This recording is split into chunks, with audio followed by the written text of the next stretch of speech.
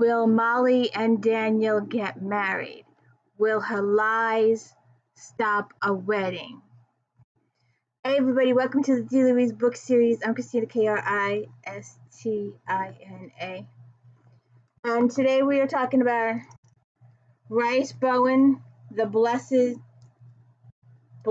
Bride, Molly Murphy mystery. And so the book opens up with Molly at her future mother-in-law's house, and they're helping to prepare her wedding trousseau. And Molly isn't a very good sewer, and her mother-in-law is politely insulting her every which way. Oh, he could have had this girl, or Daniel could have had this girl, or this society. We could be taking luncheons with this one and that one. So Molly gets a letter from Sid and Gus, her pals in the city, her girlfriends, saying they want to hold a wedding, bridal shower, wedding party, whatever, and also she's got a job offer. So Molly's like, yes, I'm leaving, I'm out of here, goodbye. So she runs back to New York, to the city. Isn't that weird how she was in Westchester, she was in New York, but for those of us in other parts,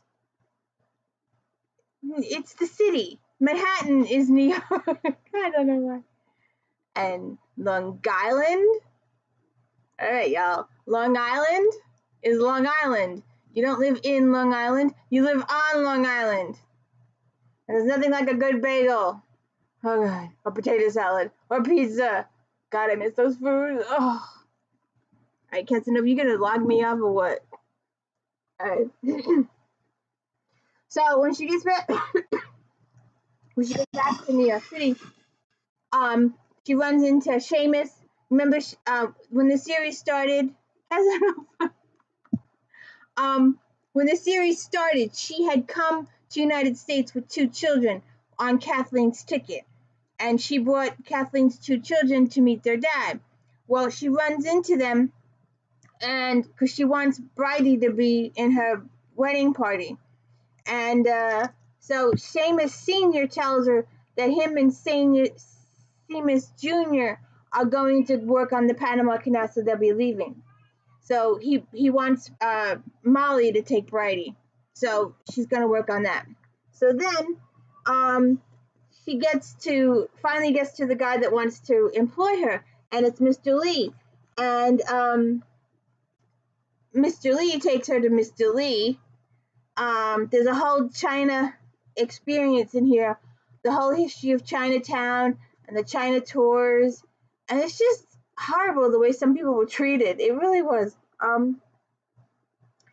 So when Frederick takes her to Mr. Lee, supposed to be Mr. All-Powerful, supposedly there was a couple of organizations, 2 organizations in Chinatown, and this guy was head of one, and he wants her to find a piece of jewelry. So Molly goes to all the pawn shops, and they're like, no, we would never take anything from Chinese. We don't take Chinese stuff at all. So she goes back and says, hey, I couldn't find your jewelry. And apparently it was attached to his concubine, which Molly didn't know. So Molly's a little upset about that. She didn't know about that.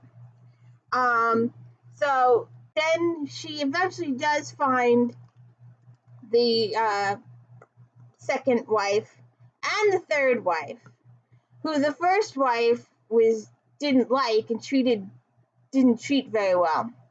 So these people were just left in a room all day, just to sit there, and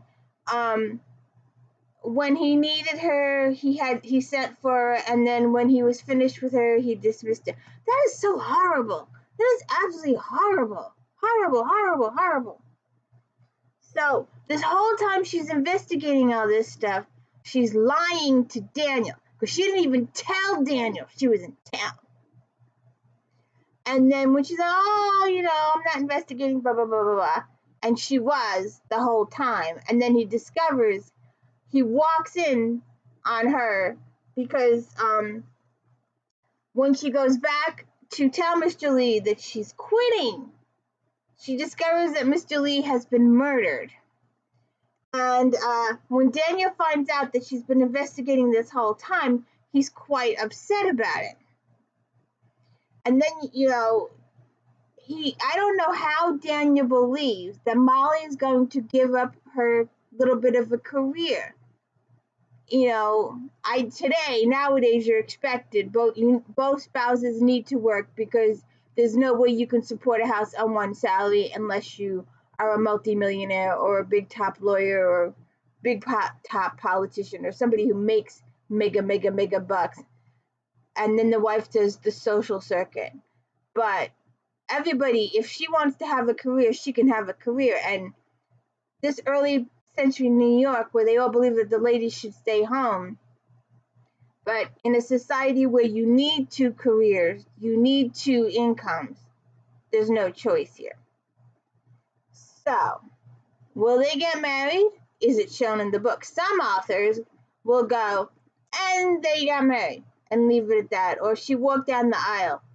And because there's a couple of my authors that did that, and I was so mad. I wanted to be there for the event. So you have to read the book to find out about that. You'll have to read the book to find out if they actually go through it.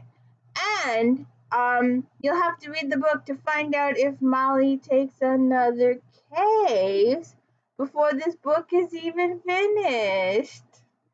She's like, she's approached, and I don't want to spoil it, but she's approached with a new case before the end of the book. So please check it out. Bless the Bride, Rhys Bowen. Have a good time. Have a good read. It was an easy read. 2 hours. Not even 2 hours, a little over 2 hours. It was good. It held my attention. I like that there is the relationship angst and the friends angst, but I like that the investigation part is taking over a good portion of the book. In the first few, it didn't. But as the books progress, the investigation parts are becoming bigger and bigger, which is good. And we still want the relationship and the socialization parts too, but we want a good portion of investigation too.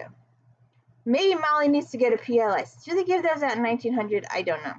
But check it out. And please hit the like and subscribe. I forgot to say that before. Please hit the like and subscribe. Thank you.